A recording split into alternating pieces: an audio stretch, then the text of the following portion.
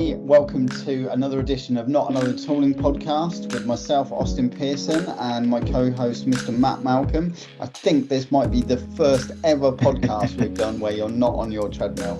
No. I was like, do I get it out? Do I get it out? And then in between other sessions, I thought, and then it's just there. It's still. I think because, I've said this before, when I'm getting the treadmill out, so I don't burn through jeans, quite literally, I'll also change the bottom half. So when I'm on the treadmill in the day, I'm wearing like sports shorts and comfy trainers and stuff like that. But today I'm like in just like normal clothes, and I thought, how am I going to get on and burn through these jeans? So yeah, it's not out today. Although I've taken some influence from you, so this is my first episode on my standing desk. I don't have the treadmill yet, but I'm standing up and I'm loving it. I don't know if everybody else is, because I start wandering around with it. But although I have got this kind of cool AI sort of webcam that sort of follows me around, or sometimes. Oh yeah, nice. Which is quite cool. Anyway, today we are talking about the topic of maturity. Maturity is one of those things that people spend a lot of money assessing maturity and having huge documents of plans of maturity. I don't feel that many customers particularly take it very seriously though, and I think there's a lot of organizations that would say they're not mature, and a lot of organizations that think they're mature and really aren't at all whatsoever, which is one of my huge bugbears at the moment, because everybody wants to do AI ops and they want to apply machine learning and whatever, and I'm like, you're at a stage 1 on the maturity journey. Don't try and do stuff that's stage 10 when you're at stage 1. So there are 5 areas for maturity that we're going to talk about briefly today, and we'll probably do some longer sessions on this. So we're going to talk about strategy, people, process, product, and performance. So Matt, why don't you kick us off with strategy? Probably just briefly, just standing back 1 second. I think that to echo your thoughts around like the waffle of doing in-depth maturity exercises, it becomes shelfware. I've literally been to organisations where I'm in, and in working alongside, I've got somebody doing deep degrees of maturity, dismiss the client, come back a couple of years later, find out they've just started another maturity exercise to do the same activity. So I think it becomes almost like a rubber stamp. We must do this really structured framework approach to maturity. I would rarely see, and I've done this for a little bit of time, I'd rarely see the depth of maturity exercise actually flourish in terms of the outputs. Like the levels aren't there. It looks good, but like the levels aren't there. The overall return of doing the chunky exercise versus what you get just don't seem to be there. And this isn't just maturity in our space tooling, but I've seen it to a great degree in process space. People get lost in the complexity there, which makes sense on paper. And if you're really eye to the line, it all makes sense.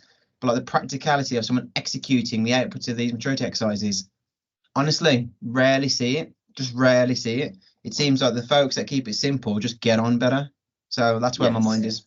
That is definitely the way forward. I agree. I'm always using the KISS methodology for this kind of thing, because I think a lot of these end up being written, particularly if you've spent a lot of money on it.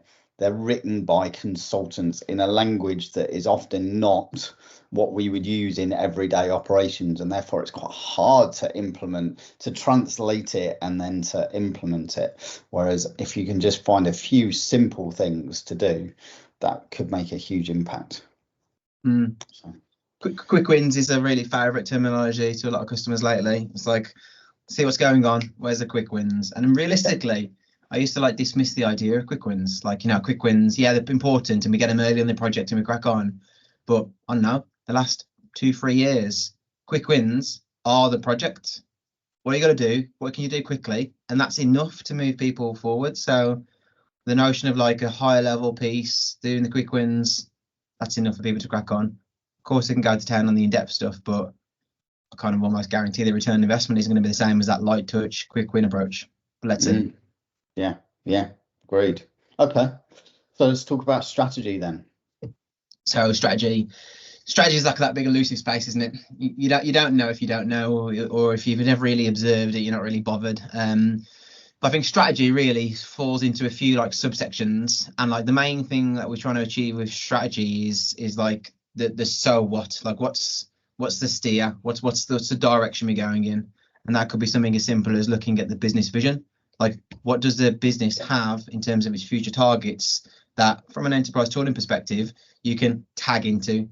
And when I say tag into, there's probably a few different layers of that, but ultimately like where's the ship going and can you support it from a tooling perspective along that journey as well?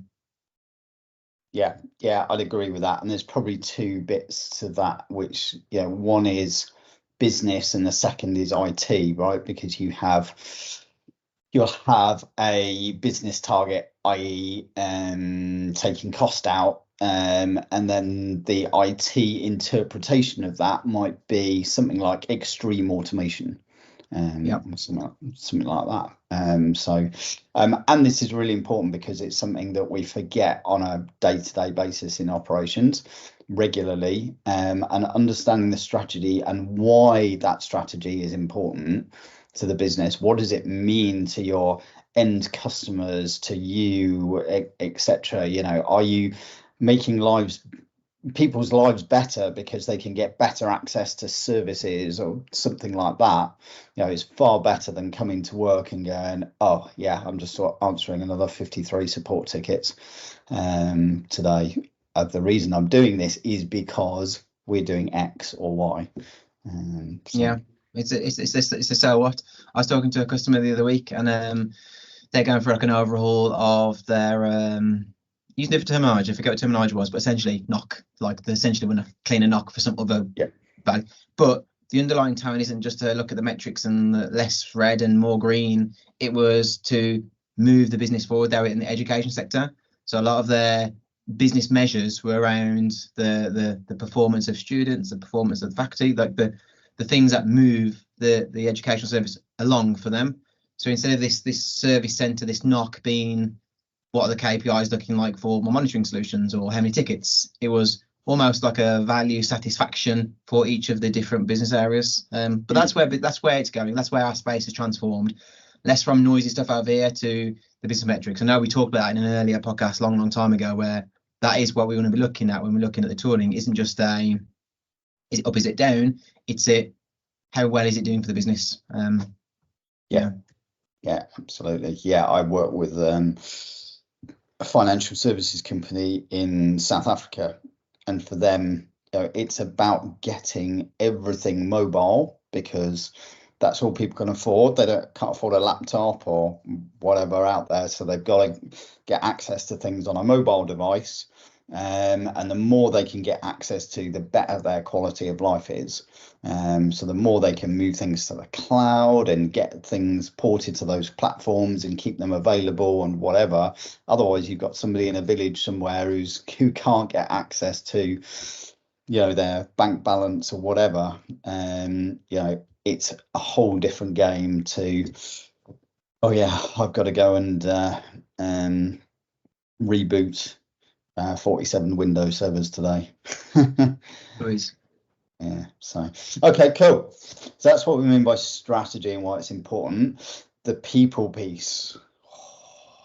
This is probably one of my hottest topics everywhere, I think, just because I think there's been such a lot of cost focus in the last few years that the people piece obviously often gets overlooked, I think. So where do you see businesses struggling with this? Like in a sentence, it's the lack of engagement. It's a lack of engagement, and then term that as you will, but lack of engagement, lack of understanding. It's without having some sort of like bodies in the mix at all stages. Like that's where I see stuff fail. It could be doing a procurement activity. We spoke about this before, where to engage people. Like generally, not always, but generally, people that become to consume products are involved when the product is set for deployment a lot of the times, versus involved in understanding what they need, how they might need it. So like having people threaded throughout this life cycle of an activity, that's like the key thing. But more broadly speaking, the structure of what you need to engage with. So that might be the people involved in building the thing, might be the people involved in supporting and maintaining the thing, or it might even be the structure for the people consuming the thing. So I think the lack of structure around the people aspect of the technology, that's where like you can black and white see a successful organization and a not successful organization when the structures aren't there. You can clearly see it when you've gone to a mature organization that's great on onboarding versus not. An organization that has a structure around a delivery model around how they support these things versus not. It's black and white. So yeah, the structure is probably the most poignant point for the people aspect when we come to tooling, from at least what I've engaged with in the last like decade or so of those level of conversations. Yeah, I agree. It's something that I do with clients on a regular basis as early on as possible, is try and get everybody in a room. And if we can do it for a couple of days, it's great. And I often try and send them out for dinner together without me and the team, because they don't know each other. They don't get to have these conversations and this time together. And bringing them together early on in a project yields enormously good results.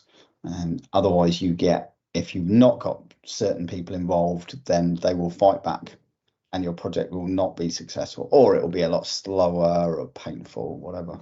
But that's the same. And we're not just talking about buying new tools here. We do everything every year. What are the goals for the year? Like we were just talking about with strategy, everybody needs to be involved with that and singing from the same hymn sheet. Agree. The bit that bleeds into that, which is like, I guess, depending upon who you're engaged with and the size and scale of the rest of it, is the cultural element of the people. You might be dead solid with the right structure, whatever that looks like for the thing that you're doing. But like if the culture's not there and generally people aren't really on the same page, disagree, not really like that also breaks very easily. And on the vendor side, I think we spoke about before when we looked at like a product conversation, and like for myself personally, considering culture being a strong part of a decision-making process with a vendor, like that how you can work with somebody, let's call it how you can work with somebody, probably a better way to word it. That's like fundamental. So not just a structure, but like how can you work with these people? And if those two things are generally set, you're in the right direction for people. There's other areas, and I'm sure cool fancy buzzwords of like maturity in that people space, but honestly, if you get the right structure and the culture's there, you're generally going to be in a strong position. Yeah, I would totally agree with that. Okay, the third piece of the jigsaw, process. Yeah, sticky space. Sorry? Sticky space. Sticky space. Yeah. Yeah. Like, I remember when I first started doing proper techie stuff, different products and things, I didn't really have a full appreciation for like the notion of a process. I kind of just like blasé, just let me do my stuff, and discovery was the thing I was doing, and let me just put my data in there and I'm done, without really understanding like why does it need to go in the first place? How do I feed and water it? Yeah. So like the understanding, and I guess how I've probably been humbled over the last however many years, is like actually process is kind of important, and process should probably come before the technology, despite me wanting to just throw the technology. So my perceptions change and understanding more. But then again, this is an area where it's black hole territory. You could put a few consultants on the ground doing a really in-depth process maturity exercise. To what avail? Like, show me those success stories that warrants a 6-month process maturity review, and then the value on the other end. Versus if you skim the top off the valuable bits off there, could it not have been done shorter? Could there have been quick wins? So like that's my bug with process, is certainly when we're looking at it from a tooling point of view. I'm not talking about the lower level activity where you'd look at business processes necessarily, but where we see overlap with technology, we largely just need to get the fat off the top, and that's like the value proposition. It's like enough to understand this bit and then apply the technology to sort of support this bit, and then you got some momentum. Versus where I see convoluting, I definitely can't see there's good return on investment there. He's going super deep in these process activities to come up with a few little nuggets that relate to technology. Like, so what one? Like, what the hell? Like, really? Like, show me those value propositions, show me those customer success stories where they've spent 6 months plus doing a maturity exercise in process, and then they've received the return on the investment. Like, I mean, happy to be proven wrong, but I don't see an awful lot of it. Slim amounts. Yeah, I agree. And I think it's definitely different in different parts of the tooling chain, right? ITSM, for example, is very process heavy, certainly in the initial stage. Everyone's talking about the user journey and what that process is going to look like, how it's going to be different. Whereas in kind of the monitoring space, you don't often talk about process, and you should do, because without process change, you're not going to have you're not going to have the transformation that you're after with this sort of stuff. And we do sort of talk about it in discovery, but I'd say not a lot of what gets talked about doesn't get implemented in reality, and people don't get the change that they need. But with all these things that we're talking about here, you've got to have them all together, all of these 5 pillars, if you want to be successful with your next project. And leaving one of them out, as you might do, or being heavy on one, because that it's one way or the other with process. I think they have too much or too little. Not in the middle. That's definitely going to create some friction. Okay, number 4, product. I know, I know, probably don't let me keep doing this, but just go back. Yeah. One of the episodes that we did previously is a really good way to understand like how process mature somebody is in the tooling context. Looking at data. So when we did our data walkthrough of looking at instant data, you pretty quickly know how mature they are in the ITOL process, the ITSM process space. Yeah. If you can just look at the data, that's a really good indication to go, actually, looks like it's kind of well categorized and it's under control. But you can quickly also then, the same to flip it around, see where all the holes are and the areas of quick wins. But that is a good way to shine a light on understanding the maturity. And again, to come back to the point of making this quicker, this isn't a very elongated process activity where you're going super deep. This is, give us the data, let us process it, or collectively, whatever else, and you'll be able to see the bit across the top, which is enough to go afterwards to make it worthwhile to return, a worthwhile return investment for it. Sorry, just I'd mention that as simple space for people to like pick up quickly. Right. Yeah, absolutely. Okay, all right, that makes sense. So from the product perspective, product, I mean, like products is like where we're 4 in the list so far. So there's other areas I clearly see more important generally, I guess. But with product, ultimately, have you got the right stuff doing the right thing? That's quite clear. But if you go back to our first one around the strategy and the vision and the stuff like that, that would bleed down to understanding the kind of things that you need. In this space at this point, we're trying to marry this thing up to work out, well, do we have everything we need? And if we do have it all, are we using it to its maximum ability? And then if we are using maximum ability, are we also feeding and watering it? Like very basic building blocks. This isn't super deep dive down doing convoluted roadmaps of different capabilities. This is literally, what does a business need? You've already aligned your capability, very, very basic. Yeah. And now we're understanding, do you have that capability? And if you do have it, how well is it used? Are you looking after it? That's like the cheese to real. There's other buzzwords and things we can throw in there, but that's like the bread and butter, what we're trying to achieve. Okay. Yeah. So totally agree with that. And this is, this is really important. There are a lot of, okay, we've got a gap in technology, right, let's go out and buy another tool, another product. But unless you've got the strategy, the people, the process bit right first, then there's no point. You might have what you've got already under your nose that you could use better, like you say, or you might end up buying the wrong tool, or even whatever tool you buy, you'll implement it badly and you won't get the value you need anyway. So I think we hammer that message home every week when we talk. Super important. I still see people doing it, so yeah, it's fine. Okay, right, that leads us on to our final one, which is performance. Yeah, tell me.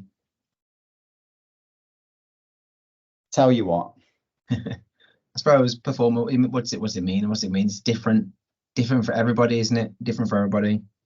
But probably throw a few words out there where I try and categorize it and link it back to the tooling space. It's like degrees and depths of measurement. Like, if you don't, how do you know if you're performing if you're not measuring? But then if you're measuring, how are you giving that out? So some sort of report or getting that information back out. Yeah. And then the sort of sub areas where I see the more mature organizations in the performance space, which then links back up to the overall tooling maturity, is people who are aware and conscious of their overall service health. This is back to our point around looking at a knock from a business point of view versus just a technology point of view.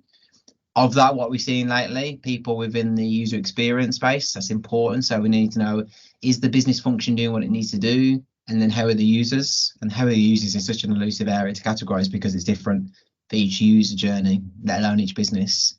But then the most mature organizations are looking at like a long-term CSI, continuous service improvement activity associated to the performance. That's like if I see an organization doing just continual service improvement effectively with the data of the bits we've already discussed, they're already in a pretty decent space. So then it's like small margins to be made, I would say. But if continual service improvement isn't even on the radar or just started or there's no data to back it up, probably a bit of work to do there. But that's like a nirvana position, I would say. Yeah, I agree. And we were messaging earlier. This is one where maybe we'll do a separate session on this, because I've sort of ended up working with clients on sort of six metrics that we measure as both the vendor and the client. So the vendor ones that we have 3 for the vendor, 3 for the client. The 3 vendor ones are how many licenses have you and services have you consumed out of what you bought? You don't want the customer not getting value and not deploying it. Number 2, how happy is the client on a week by week basis? That is at an operational level and at a business level. And then the third one is how much functionality of the product are they using? And then the top 3 from the customer is, what are the top 3 things that you need to move the needle on this year that we can actually measure? And the first one is normally some kind of we'll call it instrumentation. They're trying to move from one platform to another, or they've got a load of gaps or some applications they can't see end to end, all that sort of thing. It's normally that sort of thing. And then the other 2 will be related to something like, well, the business needs to keep more customers this year, so we need our NPS to be better, which means we need to reduce our MTTR significantly, and we've got a target of 15% to reduce our MTTR by. And you're like, right, okay, that's a measurable thing we can put on there, and then another one might be reduce incidents caused by change or something, whatever it is. But these are things that every time that the customer knows what they're trying to achieve, the vendor knows what the customer needs to achieve to be successful, and every time we do something as a joint team, and we're going back to this and saying, does it move the needle on one of these things? If it doesn't, should we be doing it? Probably not. Right. That's the phrase we used it before. Like, is it moving the needle? The needle's different for everybody, left, right, content of it. But if we can link it back to that business thing, which essentially our terminology, moving the needle, like that's all that really matters. Versus what's happened over the many years. But the technology just overwhelms. It becomes feature, functionality, and widget, and X and Y, and that line to link back to moving the needle becomes more and more blurry. But if you just focus on moving the needle, you might not need all the widgets and fancy things or whatever else. It might be something really, really basic. But it depends on organizations, but that's most likely the case. No, I agree. Okay, so those 5 things together are super, super important. So let me just go and recap. So we've been talking about maturity today. Why even do a maturity assessment? Most of them just become shelfware. Actually, what we're looking for is quick wins, keeping it simple, and there should be some good stuff you can get out of these maturity assessments. They are broken down into 5 areas. The first one, strategy. Why are we doing anything at all? What's the direction of the business? What are the future business targets? How do they relate to IT, and what are our targets in IT that we need to make, so everybody knows why they're coming to work, why they're doing this project, and why it's important. The second thing is people. And getting all of the people, that's right, stakeholders, the build, the support, the run, the consumers, from both the IT and the business side, all together in the right structure, to make sure that everybody is aligned early and often, to keep things on track. The third was process. And we said that people either go completely overboard on process or pretty much forget about process, and it needs to be somewhere in the middle. Process improvement is really important for everything you're trying to do in the tooling space. And then we talked about product, which really was pretty simple. It was get your strategy, people and process stuff sorted first, so that you know what you need, where your gaps are, and what you need to achieve first, and then whether you could achieve that with your existing tool sets before you go out to the market. But if you do go out to the market, you're in a really good place to understand what you do need, and what you're going to need to implement and change to make it successful. And then the final one is performance. How are you measuring yourselves, and how are you reporting back to the business? What is the health of your service look like? What is your user experience like? And are you doing continual service improvement using your actual data, so that you are in a good space and consistently getting the best you can from not just your tools, but your people and your process too. So a fairly deep session today, and we have covered a lot. So if you've got anything that you are seeing in your organization that's different to this, drop us a comment, or drop us a message. If there's something you would like to see on the podcast, then let us know. Or if you've got any feedback, I was lucky to be in a randomly, I was in a bar the other day and found that somebody was listening to the podcast and gave some great feedback on it. So we love feedback, so please keep sending your feedback our way, or ideas or suggestions, or if you'd like to be a guest, we will be featuring more guests this year. So thank you very much for watching and listening, and we look forward to speaking to you soon. Take care. See you later.